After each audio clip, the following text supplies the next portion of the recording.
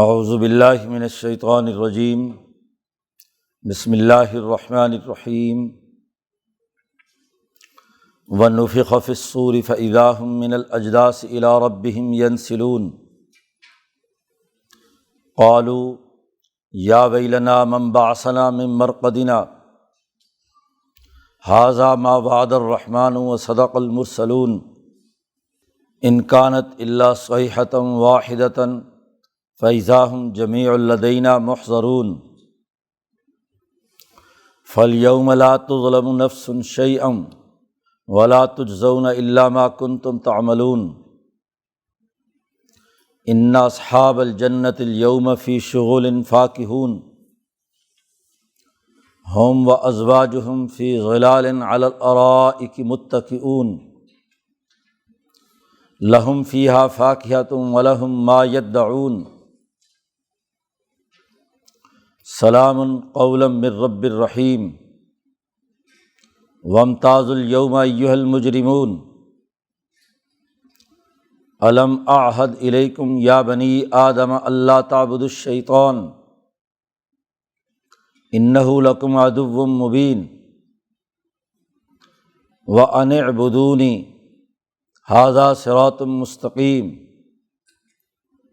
وَلَقَدْ أَضَلَّ مِنْكُمْ جِبِلًّا كَثِيرًا أَفَلَمْ تَكُونُوا تَعْقِلُونَ هَٰذِهِ جَهَنَّمُ الَّتِي كُنْتُمْ تُوعَدُونَ اصْلَوْهَا الْيَوْمَ بِمَا كُنْتُمْ تَكْفُرُونَ الْيَوْمَ نَخْتِمُ عَلَىٰ أَفْوَاهِهِمْ وَتُكَلِّمُنَا أَيْدِيهِمْ وَتَشْهَدُ أَرْجُلُهُمْ بِمَا كَانُوا يَكْسِبُونَ وَلَوْ نَشَاءُ لَطَمَسْنَا عَلَىٰ أَعْيُنِهِمْ فَاسْتَبَقُوا الصِّرَاطَ فَأَنَّىٰ يُبْصِرُونَ وَلَوْ نَشَاءُ لَمَسَخْنَاهُمْ عَلَىٰ مَكَانَتِهِمْ فَمَا اسْتَطَاعُوا مُضِيًّا وَلَا يَرْجِعُونَ صدق اللہ العظیم۔ یہ سورۃ یاسین کا رکوع ہے۔ جیسا کہ پہلے ذکر کیا گیا تھا کہ اس سورت میں انسانی فطرت کو درست راستے پر ڈالنے کے لیے یہ کتاب حکمت قرآن حکیم نازل کیا گیا ہے اور رسول اللہ صلی اللہ علیہ وسلم کو بھیجا گیا ہے۔ اس لیے سورت کا آغاز تھا یاسین والقرآن الحکیم انک لمن المرسلین۔ قرآن حکیم کی قسم اٹھائی گئی اور بتلایا گیا کہ آپ بے شک رسولوں میں سے ہیں۔ پچھلی صورت میں فطرت انسانی کا تذکرہ تھا، اس صورت میں فطرت کو ابھارنے کے لیے جن امور کی ضرورت تھی اسے واضح کیا جا رہا ہے۔ جن کی فطرت واقعتاً ترقی کے راستے پر گامزن ہوتی ہے، ان کا جملہ پیچھے دہرایا گیا تھا کہ وَمَا لِیَ لَا أَعْبُدُ الَّذِي فَطَرَنِی، مجھے کیا ہو گیا کہ میں عبادت نہ کروں اس ذات کی جس نے مجھے پیدا کیا ہے۔ اسی تناظر میں پچھلے رکوع میں 3 بڑی نشانیوں پر غور و فکر کی دعوت دی گئی تھی۔ زمین، اس پر برسنے والی بارش، مردہ زمین کو زندہ کرنے کا پورا پروسیس، اس میں نباتات، کھانے پینے کی پھل فروٹ وجود میں آنے کا پورا نظام، کہ جیسے ہر درخت کی اپنی ایک فطرت ہے، ہر پودے کی اپنی ایک فطرت ہے، اور وہ فطرت اپنا پورا پھل دینا ہے، تو ایسے ہی انسان اسے پیدا کیا ہے کچھ مقاصد کے لیے کہ وہ اللہ کی عبادت کرے اور انسانیت کی خدمت کرے، تو اسے بھی اپنا پورا نتیجہ دینا ہے انسانیت کو۔ اگر یہ نتیجہ نہیں دیتا، کوئی پودا پورا پھل نہیں دے رہا، آپ اسے ناقص قرار دے کر اکھاڑ کر باہر پھینک دیتے ہیں، اور جو پورا پھل دیتا ہے اس کی تعریف کرتے ہیں۔ تو جو انسان اپنی انسانی فطرت کے تقاضے کو پورا نہیں کرتا، اسے انسانیت میں رہنے کا کیا حق ہے؟ یہی نشانی کائنات پر فلکیاتی نظام کے حوالے سے کل کے رکوع میں بیان کی تھی کہ کیسے سورج چاند ستارے ایک طے شدہ نظام کے تحت کام کر رہے ہیں، اگر وہ ایک دن بھی ایک لمحے کا آگے پیچھے کر دیں تو پوری کائنات کا نظام ٹکراؤ کا شکار ہو جائے۔ تو وہ اپنی فطرت ظاہر نہ کریں تو انسانیت کا باقی رہنا یہاں مشکل۔ تو پھر انسان بھی اگر اپنی فطرت کا پورا اظہار نہیں کرتا، صحیح طے شدہ راستے پر نہیں چلتا، تو یہ اس کے لیے بھی خرابی ہے۔ تیسری نشانی بتلائی تھی کہ کشتیاں جو آسمان و زمین کے درمیان تمہارا سفر ہے، یا سواریاں جو تمہارے لیے رحمت اور تمہارا دنیا میں جینے کا ساز و سامان ہے، یہ نہ ہو تو تب بھی تمہاری ترقی نہیں ہوتی۔ جس کشتی میں سوراخ ہو تو وہ اپنی فطرت کے تقاضوں کے خلاف انسانیت کو ڈبونے کا کام کرتی ہے، اور اگر خود انسانیت کی کشتی میں سوراخ ہو تو پھر کیا خیال ہے؟ تو تین بڑی نشانیاں بتا کر دو بنیادی احکامات دیے تھے۔ ایک تو یہ کہ اللہ سے ڈر کر عدل و انصاف قائم کرو، اور دوسرا یہ کہ اللہ نے جو تمہیں مال دیا ہے اسے اللہ کے راستے میں خرچ کرو، دوسرے غریبوں، یتیموں اور مسکینوں کی ضروریات پوری کرو۔ وہاں کافروں کا جملہ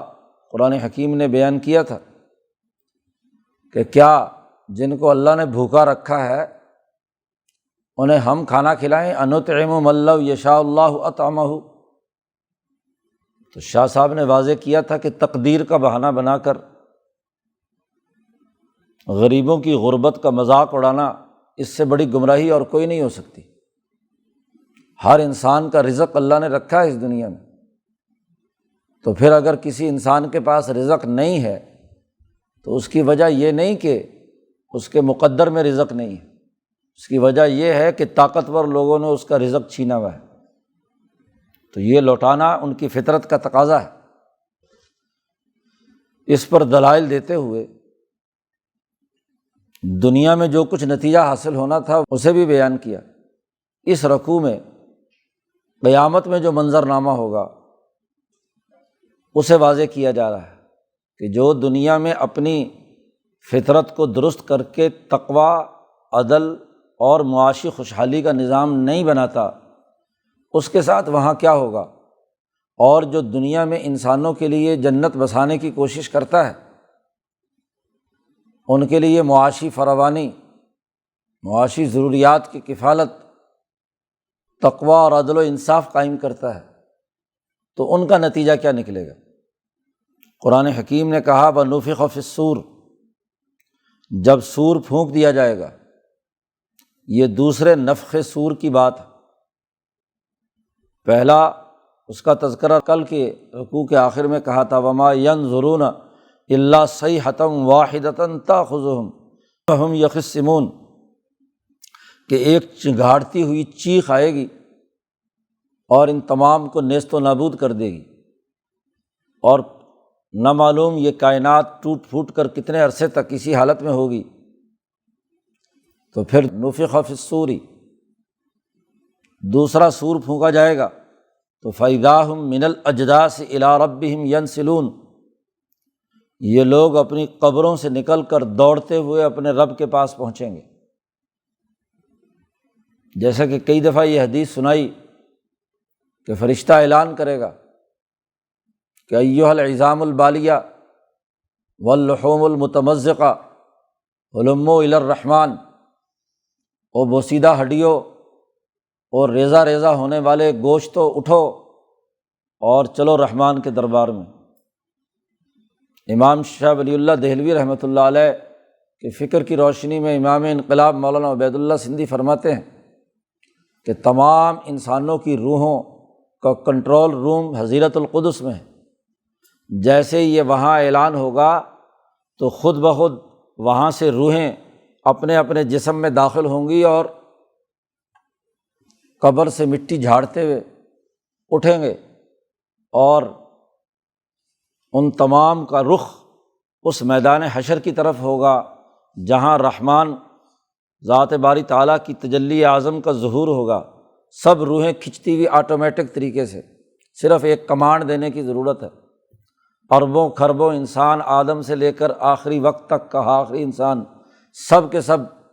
روبوٹ کی طرح کھنچتے چلے آئیں گے۔ ینسلون کا لفظ استعمال کیا ہے، اوپر سے نیچے بہاؤ، قبروں سے نکل کر سیدھے کیا ہے اس میدان حشر کی طرف، جیسے پیچھے سے دھکیلا جا رہا ہو انسان، جب چڑھائی سے نیچے اترتا ہے تو پھسلتا ہوا جا رہا ہوتا ہے، ایسے وہ پھسلتے ہوئے سب کے سب اس میدان حشر میں پہنچیں گے۔ اور جیسے یہ آرڈر آئے گا اور وہ اٹھیں گے تو قالو کہیں گے یا ویلنا من بعثنا من مرقدنا، بڑے افسوس کی بات ہے ہمارے لیے ویل ہے، بڑی خرابی ہے ہمارے لیے کہ کس نے ہمیں سوتے ہوئے اپنی نیند سے اٹھا دیا۔ مرقد کہتے ہیں سونے کی جگہ کو، جہاں آدمی نیند کرتا ہے، تو قبر دراصل نیند کا دور ہے۔ اس لیے حضرت امام شاہ ولی اللہ دہلوی قبر کے جتنے معاملات اور واقعات ہیں ان کو خواب سے تعبیر کرتے ہیں۔ جیسے دنیا میں انسان نیند کر رہا ہے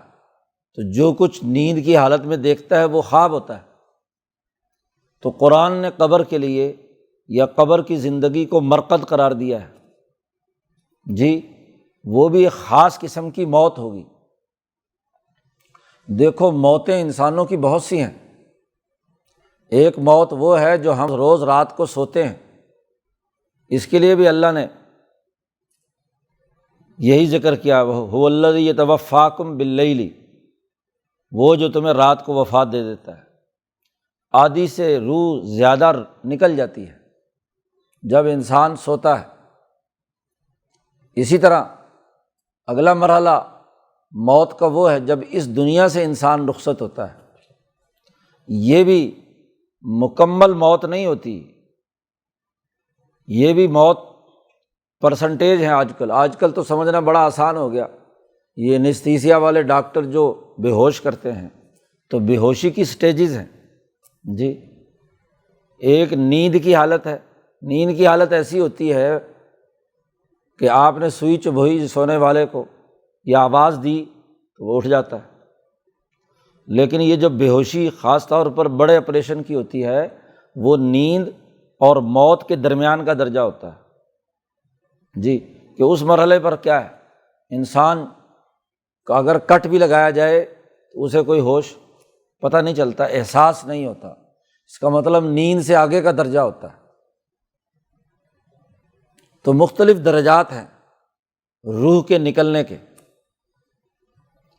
انسان جب اس دنیا سے جاتا ہے وہ موت بھی مکمل فنا نہیں ہے، بلکہ وہ جو روح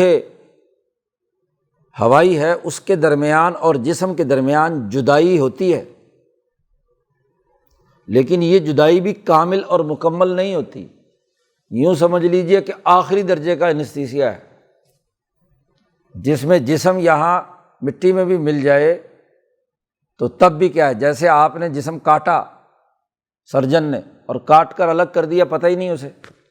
اور وہ گل سڑ رہا ہے، یا روڑی پہ آپ نے پھینک دیا، کہیں ادھر ادھر دفن کر دیا، لیکن اس کے اس اجزاء کے ساتھ اس کی روح کا ایک لاسلکی ربط موجود ہے ابھی بھی۔ جیسے یہ اٹھا دیتا ہے انستھیسیا دینے والا، اس موت کے آخری مرحلے سے واپس لے آتا ہے، ہوش میں لے آتا ہے، ایسے ہی جب قبر کا پورا دور مکمل ہوگا، عالم برزخ، تو دوبارہ اس کے انہی اجسام کے اندر وہ کرنٹ دوڑا دیا جائے گا، وہ جو روح کے ساتھ اس کا ربط اور تعلق رہا ہے، انہی بوسیدہ ہڈیوں اور انہی ریزہ ریزہ ہونے والے گوشت کے ساتھ وہ اجزاء کو جوڑ کر دوبارہ، کیونکہ اصل روح تو ابھی برقرار ہے، موت حقیقی تو آئی نہیں۔ یہ موت حقیقی تو اس وقت آنی جب جنتی جنت میں اور جہنمی جہنم میں، اور پھر موت کو خود موت طاری ہو جائے گی۔ موت ایک وجودی چیز ہے، اور وہ وجودی چیز اس لیے اللہ نے اس کے لیے لفظ استعمال کیا خلق الموت والحیات، موت بھی پیدا کی ہے اور زندگی بھی پیدا کی ہے، بلکہ حیات سے پہلے موت کی تخلیق کا ذکر ہے۔ تو موت ایک وجودی چیز ہے، عدمی چیز نہیں ہے۔ تو اس موت کا دمبا جب ذبح ہوگا جنت اور جہنم کے درمیان، تو وہ حقیقی موت ہے۔ اس وقت تک تو یہ سارا کے سارے مراحل نیند کے ہیں۔ جی، دنیا میں بھی انسان خواب ہی دیکھ رہا ہوتا ہے، چلتے پھرتے، سوتے ہوئے، اور جب یہاں سے جائے گا تو قبر میں بھی اور حشر کے میدان میں بھی۔ تو اس لیے اس کو مرقد کہا، نیند کی جگہ۔ اب اسی سے یہ بات سمجھ میں آ جاتی ہے کہ امام شاہ ولی اللہ دہلوی رحمۃ اللہ علیہ برزخ اور حشر کے تمام واقعات کو، وقائع حشریہ کو خوابات سے تعبیر کرتے ہیں۔ حکمہا حکم المنام کا جملہ شاہ صاحب نے حجت اللہ میں استعمال کیا ہے کہ ان کا حکم ایسا ہی ہے جیسے خواب کا حکم ہوتا ہے۔ تو اگر قرآن کی اس آیت پر غور کر لیا جائے مرقد والے لفظ کو، تو خود بخود یہ جملہ شاہ صاحب کا سمجھ میں آ جاتا ہے۔ جن بیچارے لوگوں نے شاہ صاحب کی باتوں پر غور نہیں کیا، نہ قرآن پر تدبر کیا ہے، ان کو اسی لیے شاہ صاحب کی باتیں سمجھ میں نہیں آتی۔ من بعثنا من مرقدنا، کس نے ہمیں اپنی نیند سے اٹھا دیا؟ اللہ میاں جواب دیں گے، ھذا ما وعد الرحمن، یہ تمہیں اس وقت نیند سے جگا کر اٹھانا، یہی وہ وعدہ ہے رحمان کا، جس کا بڑی سچائی کے ساتھ رسول تمہیں بیان کرتے رہے۔ تم کہتے تھے نا یقولون متی ھذا الوعد، یہ وعدہ کب آئے گا؟ یہ جو نیند سے جگانا ہے، یہ وہی وعدہ ہے جو رسول اللہ صلی اللہ علیہ وسلم نے تم سے کیا اور گزشتہ انبیاء تمہارے سے کرتے رہے۔ وصدق المرسلون، اور یہ جو نیند سے جگانا ہے، ان کانت الا صیحۃ واحدۃ،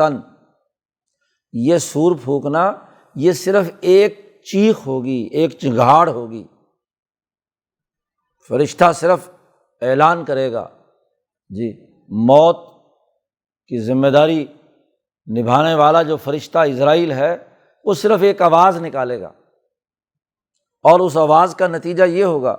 کہ فَإِذَا هُمْ جَمِيعٌ لَدَيْنَا مُحْضَرُونَ، تو پوری انسانیت، تمام لوگ، اِذَا هُمْ، ایک دم، اسی دم، منٹ سیکنڈ بھی نہیں لگنا، چند سیکنڈوں میں وہ فرشتے کی چنگھاڑ سنتے ہی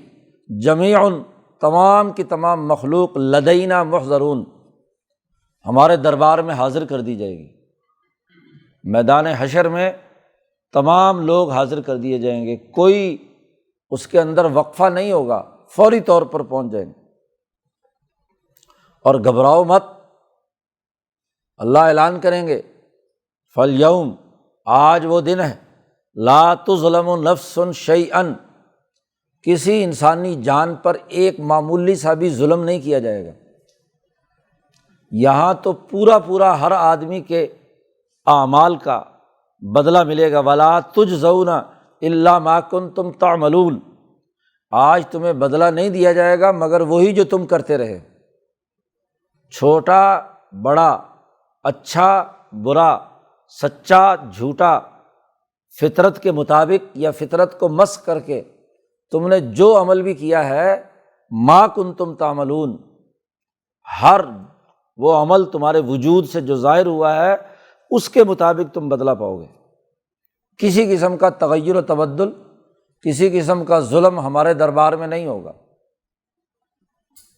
تو اب سوچو کہ اگر اعمال کی بنیاد پر بدلہ ہونا ہے تو کیا عمل تم نے اپنی فطرت کے مطابق کیا یا فطرت کو مسخ کیا، فطرت کے خلاف کام کیا تم نے؟ تو قرآن تمہیں ان اعمال کی دعوت دیتا ہے، ان افکار کی دعوت دیتا ہے جو تمہاری فطرت کو نکھارنے والے ہیں۔ تو تمہارے فائدے کا قانون، تمہاری ترقی کے لیے یہ بات بیان کی جا رہی ہے۔ اب جب عملوں کا بدلہ ہونا ہے تو جنہوں نے اپنی فطرت روشن کر لی، جنہوں نے ان ہدایات پر عمل کر لیا، رسول اللہ صلی اللہ علیہ وسلم کی حکمت امیز باتیں سمجھ لیں، قرآن حکیم کا حکمت امیز پیغام قبول کر کے اپنے عمل اس کے مطابق ڈھال لیے، وہ اصحاب الجنہ ہیں۔ کیونکہ جب اعلیٰ اخلاق ہوں گے، جنہوں نے دنیا کو جنت بنانے اور دنیا میں جنت پیدا کرنے کی جدوجہد اور کوشش کی، تو ان کے لیے وہاں جنت بنائی جائے گی۔ اِنَّ اصحاب الجنت الیوم، آج کے دن جنتی لوگ فی شغل فاکہون، وہ گپ شپ اور باتوں کے مشغلے میں ہوں گے، کوئی کام کاج، کوئی ذہنی بوجھ، کوئی کسی قسم کا ٹینشن نہیں ہوگا انہیں۔ فی شغل فاکہون، باتیں کرتے ہوئے ہنسی مذاق کے مشغلے میں آج کے دن جنتی لوگ ہوں گے، کیونکہ انہوں نے جو عمل کیا ہے اپنی فطرت کے مطابق کیا ہے، اور جب فطرت کے مطابق کیا ہے تو اب فطرت کے نکھار کا اگلا مرحلہ شروع ہو رہا ہے کہ ان کو ان کے اعمال کا پورا بدلہ دیا جائے۔ تو فی شغل فاکہون ہم و ازواجہم، وہ اور ان کی بیویاں، فی ظلال علی الارائک متکئون، جنت جو کہ ایک باغ ہے، انسان کے اعمال سے لگتا ہے، اس باغ کے سائے میں گہرے پرفضا سرسبز مقام میں علی الارائک، تختوں پر بیٹھے ہوں گے تکیہ لگائے ہوئے، متکئون، آرام دہ کرسیوں پر، آرام دہ تختوں پر اپنی بیویوں کے ساتھ گپ شپ میں مشغول ہوں گے۔ شغل فاکہون، لہم فیہا فاکہۃ، ان کے لیے اس جنت میں میوے ہوں گے، اور وَلَهُم مَا يَدَّعُونَ، نہ صرف یہ کہ خاص مخصوص قسم کا فروٹ ہوگا، فاکہہ کہتے ہیں تفکو، ہر وہ چیز جو محض ذائقہ بدلتی ہے، لذت بخش ہے، کھانے کے بعد ڈرائی فروٹ بھی ہے، اس میں دوسرے جوسز بھی ہیں، تمام کھانے پینے کے فروٹ ہیں، سب جو کھانے کے بعد ویسے ہی آدمی خالی بیٹھا ہوا اس سے لذت حاصل کرتا ہے۔ اور وَلَهُم مَا يَدَّعُونَ، اور وہاں اس حالت میں ان کے لیے وہ تمام چیزیں ہوں گی جو کچھ وہ مانگیں گے۔ یہ نہیں ہے کہ صرف وہ فروٹ کی ٹوکری سامنے رکھی ہوئی ہے اور وہی کھا پی لیا ختم ہو گیا، جو چاہیں گے۔ دوسری جگہ پر کہا ہے ما یشتہون، جس کی خواہش کریں گے وہ تمام چیزیں وہاں ان کے سامنے حاضر ہوں گی۔ یہ تو جسمانی لذت کی بات ہے، انسان چونکہ بہیمیت اور ملکیت سے مرکب ہے، تو اگر اس نے اپنے بہیمی تقاضے، حیوانی تقاضے فطرت کے عین مطابق دنیا میں پورا کیے، تو اب اس کی بہیمیت اور حیوانیت ترقی کے ان مراحل میں پہنچ جائے گی کہ وہاں اس کو مزید لذت کام و دہن حاصل ہوگا۔ اور اسی طریقے سے ان کی جو ملکیت ہے، اس ملکیت کو انہوں نے فطرت کے تقاضوں کے مطابق اللہ کی عبادت اور اللہ سے تعلق اور تقویٰ اور عدل و انصاف کے ساتھ گزارا، تو پھر روحانی ترقی اور ملکی ترقی یہ ہوگی کہ سلام قولا من رب الرحیم، رب رحیم کی طرف سے انہیں سلام کہا جائے گا۔ جس رب کو وہ دنیا میں پوجتے رہے، جس کی عبادت کرتے رہے، جس کے ساتھ اپنا قلبی تعلق قائم کیا، اب وہ خدا، وہ رب رحیم، وہاں اس کی طرف سے باقاعدہ سلامتی کا اعلان ہوگا کہ اب تم ہر قسم کی کلفت، ہر قسم کے حزن و غم سے پاک، صحیح سالم، امن و امان اور بڑی خوشی کے ساتھ یہاں رہو۔ تو اللہ کا سلام آنا وہ روح کی ترقی کا، تجلیات الہی کے ساتھ وابستگی کا ذریعہ بنے گا۔ تو جس نے اپنی فطرت جگا لی، جس نے اللہ کی عبادت کر لی، تو اس کے لیے سلامتی۔ یہ تو وہ لوگ ہیں جنہوں نے اس دنیا میں بہیمیت اور ملکیت کی ترقی کے لیے وہ صحیح اعمال کیے جو فطرت انسانی کے ارتقاء اور اس کے نشو و نما کے لیے ضروری تھے، اور وہ لوگ جنہوں نے خود اپنے خلاف جرم کیا، اپنی بہیمیت، اپنی حیوانی صلاحیتیں غلط جگہ پر ضائع کیں، دوسرے انسانوں کو مارا پیٹا، ظلم کیا، زیادتی کی، ان کا مال لوٹا، بد اخلاقی کا مظاہرہ کیا، ان کی ملکیت نے اللہ کی پہچان اور معرفت حاصل نہیں کی، اس کے ساتھ اپنا سچا تعلق قائم نہیں کیا، تو وہاں اعلان کیا جائے گا وامتازوا الیوم۔ پیچھے جنتیوں کے لیے کہا تھا ان اصحاب الجنت الیوم، آج کے دن جنتیوں کے لیے وہ انعام ہے، اور یہاں اعلان کیا جائے گا وامتازوا الیوم، آج کے دن الگ ہو جاؤ، انسانیت سے جدا ہو جاؤ، تم انسان نہیں ہو، انسانوں سے الگ ہو جاؤ ایھا المجرمون، کیونکہ انسان تو وہی ہے جو جنت میں گئے، تم نے تو اپنی انسانیت مسخ کی ہوئی تھی، تم تو حیوان تھے، تم تو درندے تھے، تم تو انسانوں کے چیرنے پھاڑنے کا کام کرتے تھے، ان کا مال لوٹتے تھے، اللہ کے ساتھ شریک ٹھہراتے تھے، تم انسان کہاں تھے؟ اس لیے تم مجرم ہو، ایھا المجرمون، الگ ہو جاؤ۔ چوروں، ڈاکوؤں، قاتلوں، لٹیروں، ہر ایک کا اپنا اپنا طبقہ ہوگا، اور اس طبقے کے مطابق ان کے الگ الگ مجرموں کے خانے بن جائیں گے۔ اللہ میاں ان سے خطاب کرے گا اس وقت، الم اعہد الیکم یا بنی آدم، اے آدم کی اولاد، کیا تم سے میں نے یہ عہد نہیں لیا تھا کہ اللہ تعبدوا الشیطان، کہ تم شیطان کی غلامی نہیں کرو گے؟ تم سے میں نے معاہدہ کیا تھا، آدم کی پیدائش کے وقت آدم کی پشت سے نکال کر تم سے پوچھا تھا الست بربکم، کیا میں تمہارا رب نہیں ہوں؟ تم سے میں نے معاہدہ کیا تھا، تو تم غدارو، تم نے معاہدے کی خلاف ورزی کی ہے۔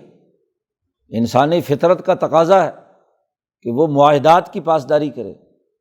جو معاملہ طے ہو جائے اس معاملے کے مطابق عہد کو پورا کرے، اور عہد سے مکر جانا یہی تو کفر ہے، یہی تو گمراہی ہے۔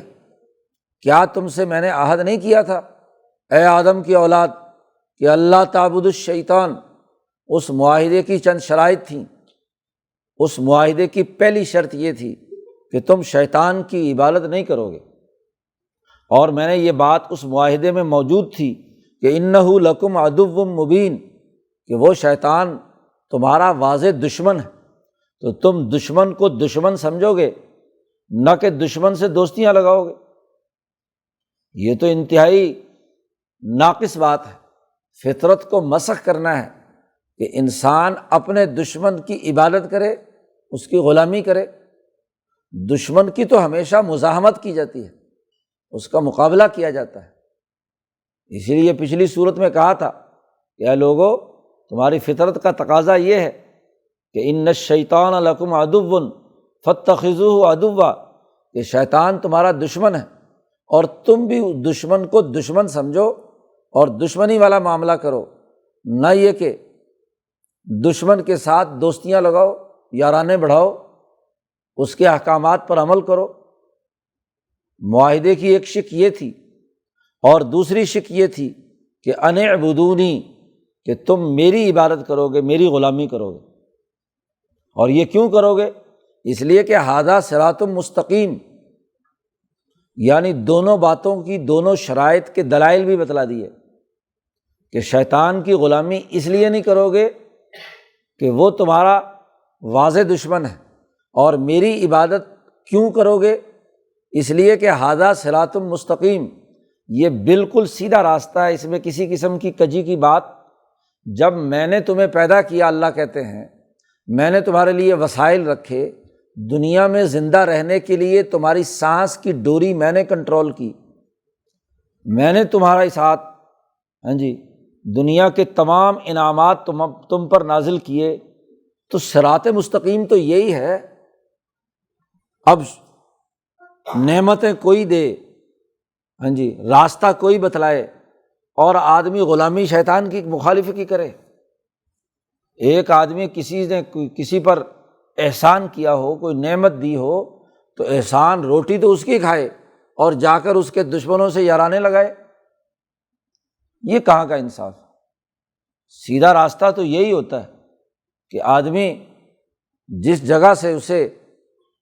نعمت مل رہی ہے اسی کے ساتھ وابستہ رہے، یہ ہے انسانیت۔ تو ھذا صراط مستقیم۔ اللہ پاک ان کو کہے گا، یہ مجرموں کو جمع کر کے، کہ وَلَقَدْ أَضَلَّ مِنْكُمْ جِبِلًّا كَثِيرًا، بے شک تم میں سے بہت بڑی مخلوق کو یہ شیطان گمراہ کر گیا، غلط راستے پر لے گیا۔ اکثریت جو ہے اسے، انسانوں کی اکثریت کو گمراہ کر دیا اس شیطان نے۔ افلم تکونوا تعقلون، کیا تم عقل سے کام نہیں لیتے؟ اللہ نے حشر کے میدان میں جو کچھ کہنا ہے وہ اسی صورت میں آج کہہ کر واضح کر دیا کہ ابھی بھی وقت ہے کہ عقل و شعور سے کام لو۔ عقل کا استعمال یہ ہے کہ وہ چیزوں کے اسباب اور مسببات کو سمجھے، علت و معلول کو سمجھے، اور پھر اس کے نتیجے میں جو کچھ واضح ہو اس کو اپنا لائحہ عمل بنائے، یہ عقل ہے۔ تو جب یہ بات طے ہے کہ ایک تمہارا دشمن ہے اور ایک تمہارا دوست ہے، تو دشمن سے دشمنی رکھنا عقل کا تقاضا ہے جی۔ اور جس نے سیدھا راستہ تمہارے لیے منتخب کیا، تمہیں پیدا کیا، فطرنی، جس نے میری پیدائش کا عمل کیا، جس نے تمام وسائل رکھے، تو اس کا عقل کا تقاضا یہ ہے کہ اس کی عبادت اور اس کی غلامی اختیار کی جائے۔ افلم تکونوا تعقلون، کیا تم نے عقل سے کام نہیں لیا، سمجھ نہیں تھی؟ اب مجرموں کے لیے ایک سزا ہے، ھذہ جہنم التی کنتم توعدون، تمہارے لیے یہ جہنم ہے جس کا تم سے وعدہ کیا گیا تھا کہ اگر تم نہیں مانو گے تو میں لأملأن جہنم منکم اجمعین، میں تم تمام سے جہنم بھر دوں گا۔ تمہاری پیدائش کے وقت تھی، شیطان کے ساتھ جو مکالمہ ہوا تھا، جس نے دشمنی کی تھی تمہاری ساتھ، اللہ کا دشمن بھی اسی لیے ہے کہ وہ تمہارا دشمن تھا، تو اللہ نے تمہاری دشمنی کی وجہ سے آدم کو سجدہ نہیں کیا۔ بھائی اللہ میاں کی تو عبادت وہ کر رہا تھا جی، اللہ کو تو مانتا تھا، اس نے اللہ کا وہ حکم نہیں مانا جو آدم سے متعلق تھا، تو اس لیے اللہ نے اسے دشمن قرار دے کر راندہ درگاہ کر دیا۔ تمہاری وجہ سے کیا ہے، اس کو نکالا تھا، تو آج اس دشمن سے تم یارانے لگاتے ہو، تو بڑے افسوس کی بات ہے، عقل کا خاتمہ ہے۔ تو اس لیے اس وقت اللہ میں نے کہہ دیا تھا کہ اگر تو انہیں گمراہ کرے گا تو تجھ سے بھی اور تیرے جتنے بھی اتباع کرنے والے ہیں ان تمام سے میں جہنم بھر دوں گا۔ تو یہ وہی جہنم ہے جس کا وعدہ تم سے ہوا ہوا تھا۔ آج اصلوها اليوم، آج اس دن میں چلو داخل ہو جاؤ جہنم میں، بما کنتم تکفرون، اس لیے کہ تم نے کفر کیا ہے، اس کے بدلے میں، اس کے عوض میں کہ تم نے اللہ کا انکار کیا، فطرت کا انکار کیا، اپنی فطرت کو نہیں نکھارا، غلط راستے پر رہے، تو اس کا بدلہ یہ ہے کہ اب سیدھے جہنم میں داخل ہو جاؤ۔ اصلوها الیوم نختم علی افواہہم، اور جب تمہارا جرم تمہارے نامہ اعمال میں بالکل واضح اور دو ٹوک تمہارے سامنے ہے، اس لیے آج بولنے کی بھی اجازت نہیں ہے۔ الیوم نختم علی افواہہم، آج کے ہم دنوں میں ان کے منہوں پر مہر لگا دیں گے، پٹی لگا کر بند کر کے سیل کر دیا جائے گا، ان کی زبان وہاں چرچر چلنے کی کوئی گنجائش نہیں ہوگی، منہوں پر سٹیمپ لگا دیں گے، نختم علی افواہہم، تو پھر تکلمنا ایدیہم، ہم سے بات کریں گے ان کے ہاتھ، جس ہاتھ نے جرم کیا ہے وہ خود بتلائے گا کہ ہاں میرے اس ہاتھ سے یہ جرم اس نے کیا ہے۔ وَتُكَلِّمُنَا أَيْدِيهِمْ اور وَتَشْهَدُ أَرْجُلُهُمْ ان کے پاؤں گواہی دیں گے کہ ان پاؤں سے چل کر یہ وہاں گیا تھا شیطان کے دربار میں، جی، بما کانوا یکسبون، جو ہاتھوں اور پاؤں نے جو کمایا ہوگا، جو عمل کیا ہوگا، اس کی گواہی اور اس کے بارے میں گفتگو ان کے ہاتھ اور پاؤں کریں گے۔ پاؤں کے ساتھ تعلق رکھا ہے کسب کا، اور اس کے ذریعے ذکر کیا گواہی کا، اور ہاتھوں کے ساتھ ذکر کیا ہے کلام کا، بات چیت کا۔ انسان کے اوپر کا دھڑ جس کی بڑی شناخت یہ زبان ہے، تو زبان بند ہو جائے گی تو پھر اوپر کے دھڑ پہ ہاتھ ہیں یا ہاتھ بولیں گے، یہ بتلائیں گے۔ اور یہ ہاتھ بولنے کا مطلب صرف ہاتھ ہی نہیں، یہ اوپر کا پورا دھڑ ہے، جی۔ ید کا اطلاق عربی میں اس کندھے تک ہوتا ہے، تو یہ کندھے تک پورا ہاتھ، اور اس کی جسم پورا کا پورا بولے گا کہ ہم سے یہ جرم ہوا۔ اور پاؤں سے بارے میں کہا ہے کہ تشہد ارجلہم، پاؤں گواہی دیں گے، وہ جب چل کر کہیں گئے، اور پاؤں گردوں اور نچلے دھڑ کے ساتھ انسان کام کرتا ہے، کسی جگہ پر جماؤ پاؤں کے بل بوتے پر ہوتا ہے، جی۔ طاقت کا استعمال گردے کی طاقت سے ہوتا ہے، جی۔ تو یہ طاقت اس نے جو کچھ کسب کیا ہوا ہے، جو عمل کیے ہوئے ہیں، اس کی گواہی یہ پاؤں دیں گے۔ اور جب یہ اللہ کے سامنے گواہی دیں گے تو پھر کیا ہے،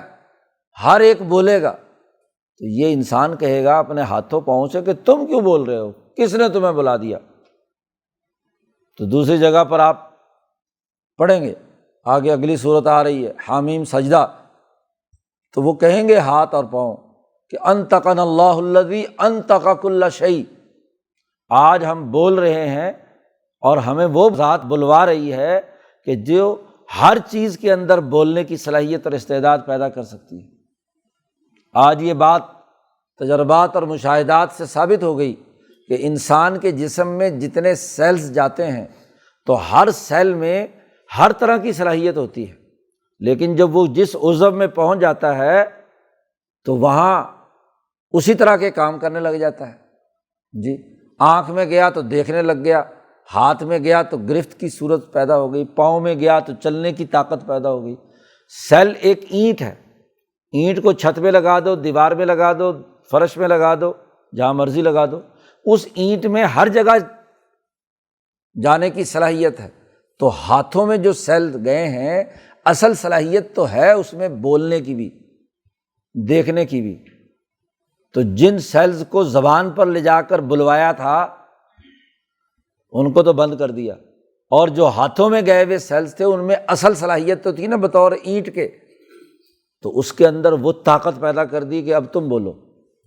آج تمہاری وہ چیز ایکٹیو ہو گئی، ہاں جی،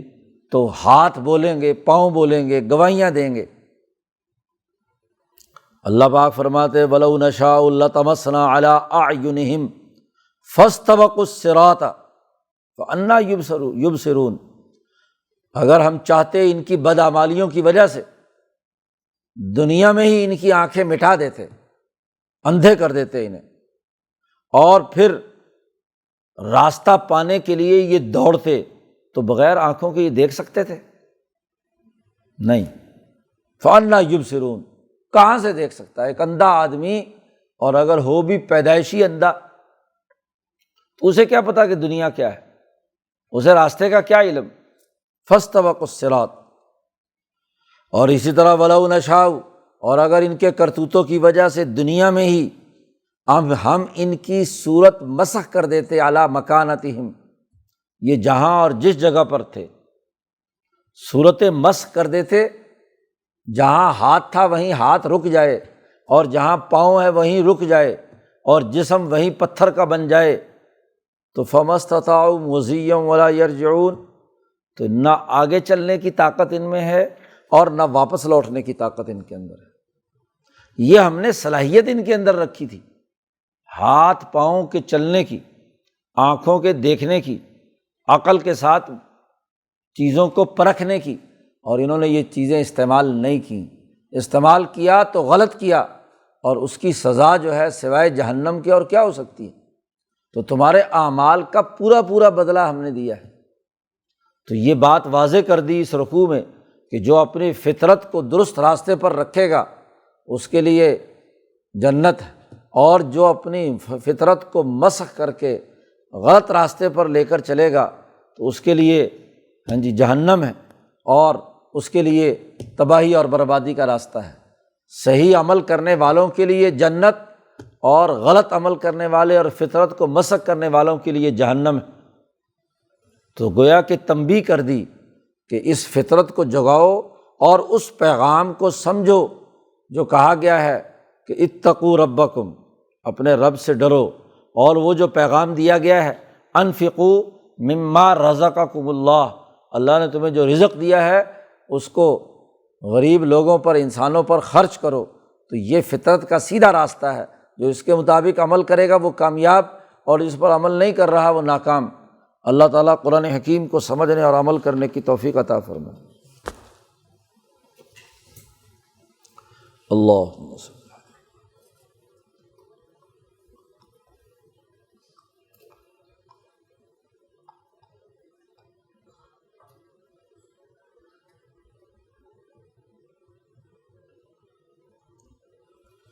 اجمعین۔